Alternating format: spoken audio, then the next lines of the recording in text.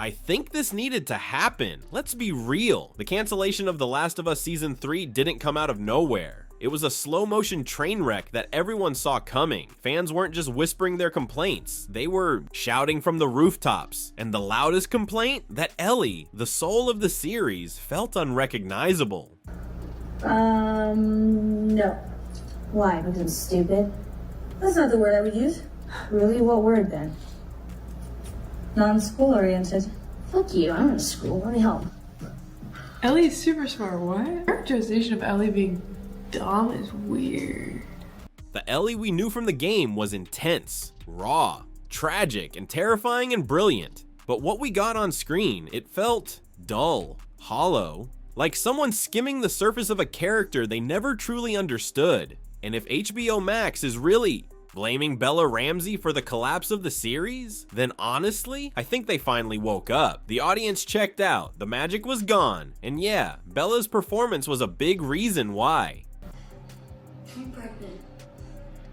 Alright, weird choice of timing there. I was... Oh! What? You don't know where that finger's been. Gamers knew from day one what made Ellie unforgettable. She wasn't just another protagonist. She was a force. Her silence spoke louder than dialogue. Her pain wasn't explained, it was felt. You saw it in her walk, her smirks, her rage. Oh, when she lost someone she loved. Ellie was unpredictable but grounded, vulnerable but lethal. That's why the world fell in love with her. Now compare that to what we got in the HBO version. Bella Ramsey tried, sure, but trying isn't enough when you're taking on a character that defined an entire generation of gaming.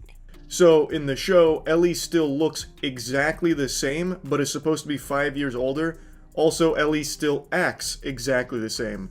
So it really conflicts with what the character's supposed to be portrayed as here. There was no edge, no tension, no unpredictability. It was like watching a cosplay version of Ellie who had memorized the lines but forgot the soul. And when the emotional beats came, those big moments where Ellie was supposed to break us, they landed like a thud, flat, forgettable. The problem wasn't just how Ellie was written, it was how she was portrayed. The energy didn't match the character's legacy, and once that connection between Ellie and the audience broke, so did the entire foundation of the show. It's never any fun not being able to go to sleep, just like it wasn't any fun watching Last of Us Season 2. You didn't need to wait for the critics to weigh in.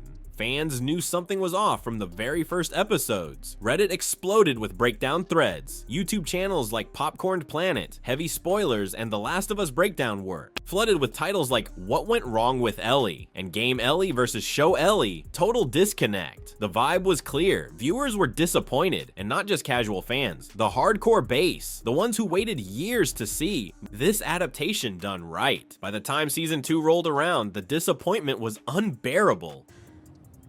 I'm gonna be a dad. Yeah. Like most people, I liked the first season. I thought they did a great job. Season 2, I was skeptical on them not recasting Ellie and keeping Bella Ramsey as Ellie because it's supposed to take place 5 years into the future, but obviously Bella Ramsey in real life was not going to age that much in, the 2 years it took between seasons.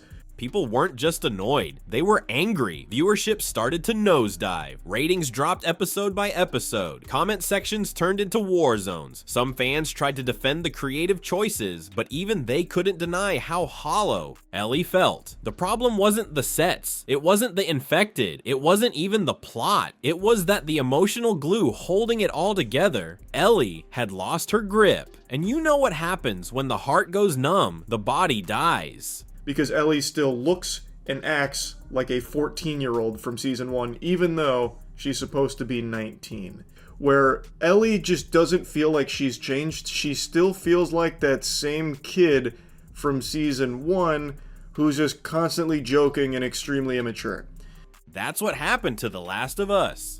Behind the scenes, things got tense. According to alleged insider leaks, HBO Max execs started holding closed-door meetings to figure out what went wrong. One name kept popping up, Bella Ramsey. And not because of any drama, but because The audience simply wasn't connecting. Execs allegedly grew worried about her ability to carry the series forward, especially after season 2's performance failed to meet expectations. Some claimed she was too tonally inconsistent. Others said she lacked emotional range. In the game, Ellie has a lot more grit. Ellie is also smart in the game. For some reason, they made the decision for The Last of Us Season 2 to make Ellie dumb, to the point where she even says that she's stupid.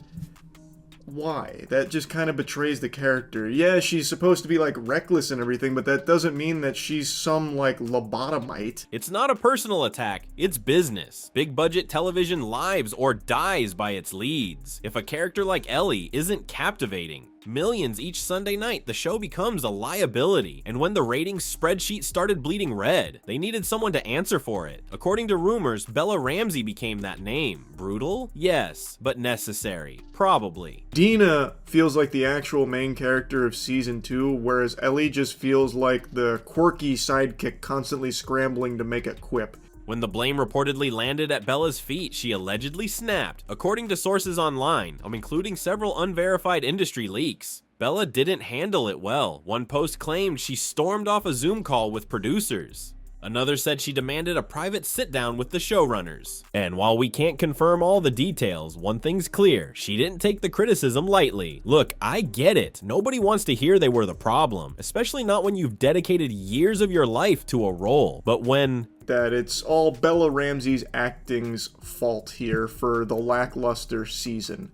And I don't really agree with that.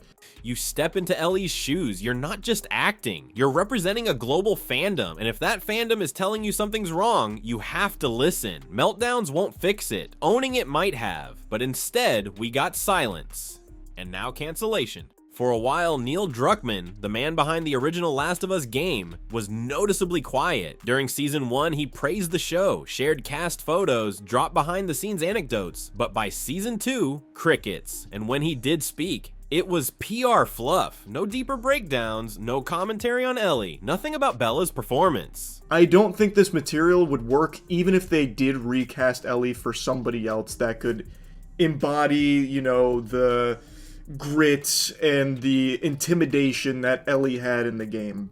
Fans noticed. Now comes the kicker. Rumors are swirling that Naughty Dog is moving forward with new Ellie content that doesn't involve the TV series. Allegedly, there are plans to develop a standalone game or DLC that focuses solely on the Ellie we knew. And here's where it gets juicy. There's talk that Bella Ramsey will not be part of any future adaptations, animated or live action. That silence from the creators? It wasn't apathy. It was distance. Strategic, telling distance.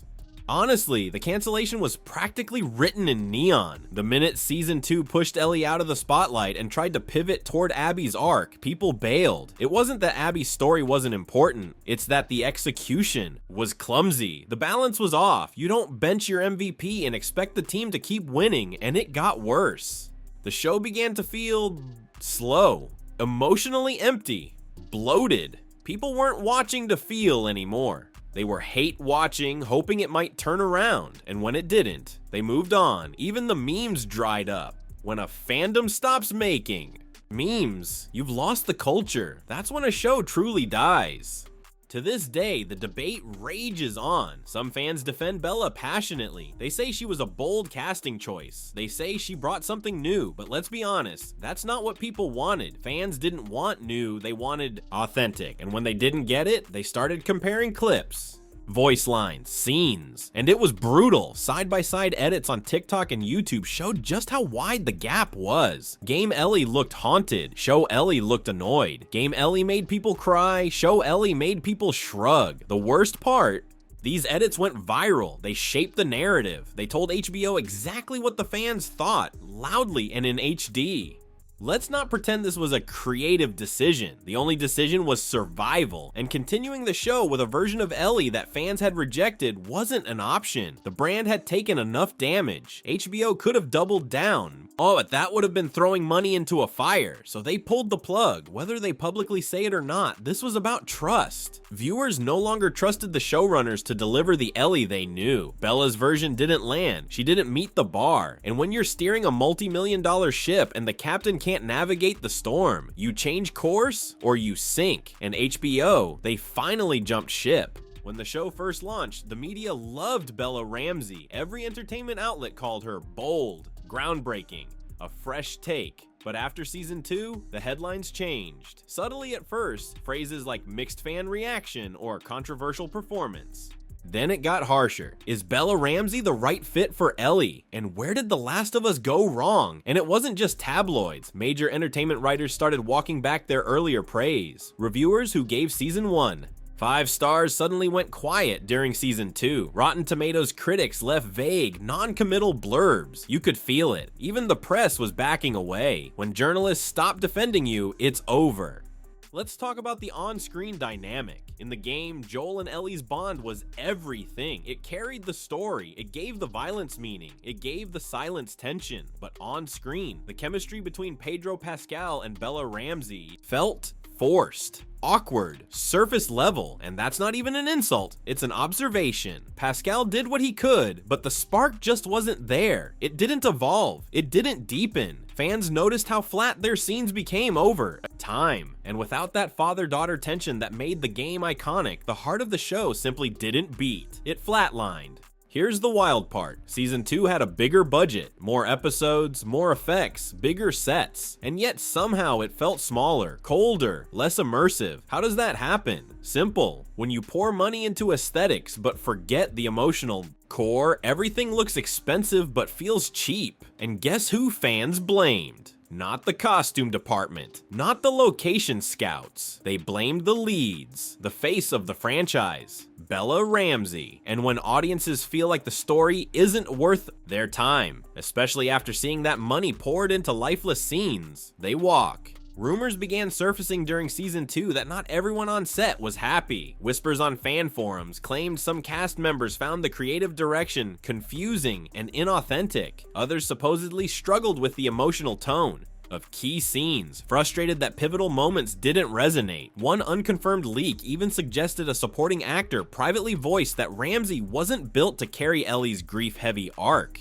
Again, unconfirmed, but believable, because you could see the lack of cohesion on screen. Scenes felt disjointed, energy felt mismatched, and when a cast loses its anchor, the whole performance crumbles. Around mid-season 2, a wild theory caught fire online that HBO would recast Ellie for season 3. It started on TikTok, then YouTube, then Reddit. It was everywhere. Fans threw out names like Caitlin Dever, Sadie Sink, even game-accurate AI models, because that's how deep the disappointment had sunk. Fans weren't just criticizing Bella, they were replacing her. The theory said HBO was quietly auditioning younger actresses to course correct the show. True or not, it gained traction.